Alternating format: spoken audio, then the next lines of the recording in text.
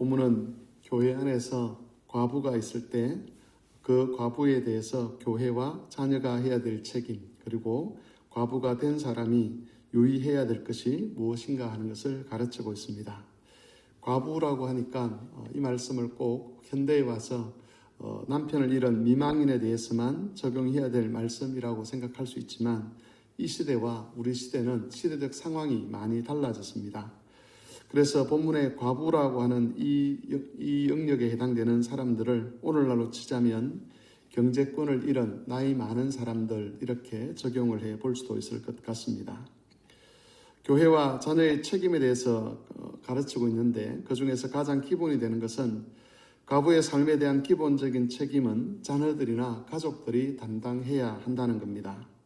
4절을 보면 만일 어떤 과부에게 자녀나 손자들이 있거든 그들로 먼저 자기 집에서 효를 행하여 부모에게 보답하기를 배우게 하라라고 명령합니다. 고대에는 남자가 아니면 경제활동을 하는 것이 매우 어려웠습니다. 따라서 남편을 잃은 여인들은 스스로 생계를 책임지기가 참으로 어려웠습니다. 이런 상황에서 미망인들의 생계는 기본적으로 그 자녀들이 책임지는 것을 원칙으로 했습니다. 우리말로는 효를 행하라고 되어 있지만 원래의 뜻은 경건을 행하라라고 그렇게 되어 있는 말씀입니다. 자녀들이 자기 어머니의 생계를 책임지는 것이 경건한 삶에 연속되어 있는 것이다 라고 가르치는 겁니다. 그리고 4절 후반절에 보시면 이것이 하나님 앞에서 받을 만한 것이다 라고 기술되어 있습니다. 그리고 8절에서는 누구든지 자기 친족, 그 중에서도 가족을 돌보지 않는 사람은 믿음을 배반한 사람이다 라고 이야기를 하고, 이런 사람들은 불신자보다 더 악한 사람이다 라고 판단을 하고 있습니다.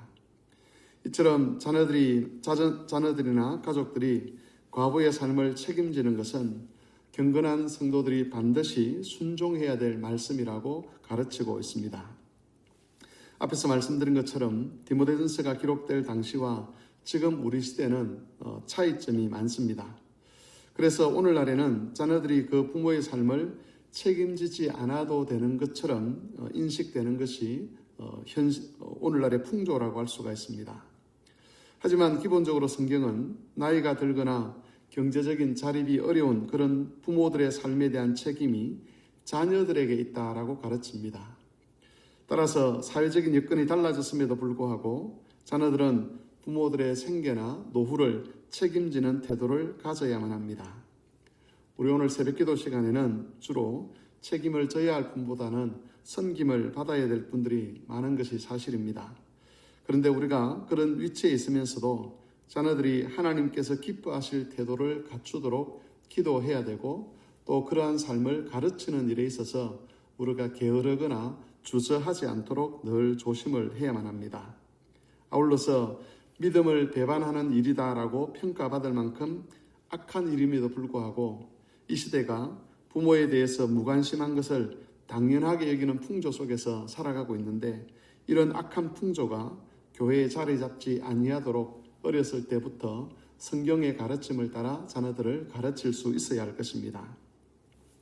두 번째로 살펴볼 것은 과부가 된 사람들의 삶에 대한 가르침입니다.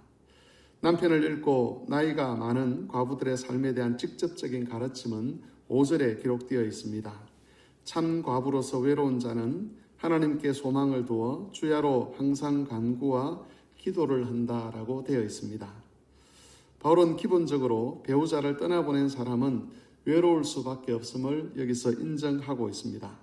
그러고 난 다음에 그 외로움을 어떻게 극복해야 하는지도 알려줍니다. 그 외로움을 극복하는 방법은 하나님께 소망을 두고 주야로 항상 간구와 기도를 하는 것입니다. 사도 바울이 가르치는 것과 반대되는 삶의 모습이 6절에 나타나 있습니다. 향락을 좋아하는 것에 대해서 경계를 하고 있는데, 향락이라고 하는 것은 외로움을 극복하기 위해서 사치스럽게 살면서 방종하는 삶의 형태를 가리킵니다.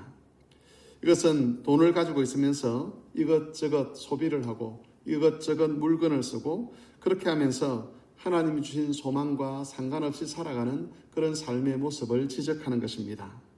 이런 사람은 살아서나 죽은 자와 다름이 없다라고 말씀하고 있습니다. 이 말은 살아있긴 하지만 하나님 앞에서 그 사람의 삶은 마치 죽은 자의 삶과 같다는 그런 뜻입니다. 13절에도 경건하지 않는 과부의 모습이 나옵니다. 게으름을 익혀서 집집마다 돌아다니고 쓸데없는 말을 하고 일을 만들고 하지 말아야 될 말들을 만들어내는 것을 사도 바울은 지적하고 있습니다. 우리 중 어떤 그리스도인들도 방금 제가 읽었던 13절에 나타난 이런 악한 삶을 살고 싶지는 않을 것입니다. 하지만 기도하지 않는 사람, 또 하나님께 소망을 두지 않는 사람은 자연스럽게 이런 삶에 빠져들 수밖에 없습니다.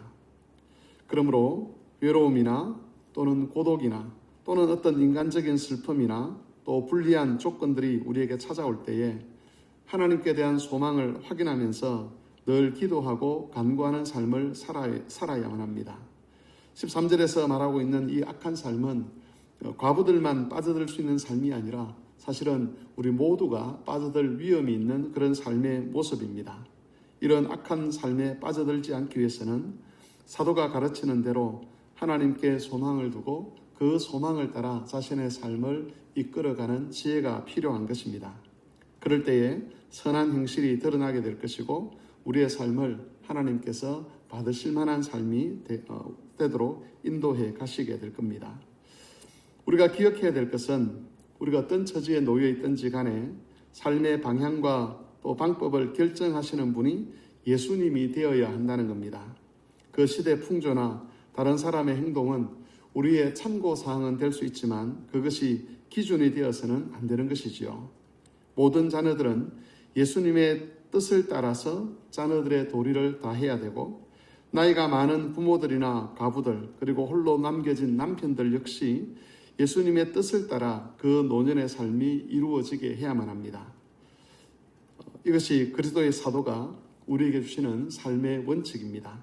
이 말씀을 기억하셔서 오늘 하루도 각자의 처지에서 예수님의 뜻을 따라 선한 열매를 맺는 그런 삶을 살아가실 수 있게 되기를 바랍니다.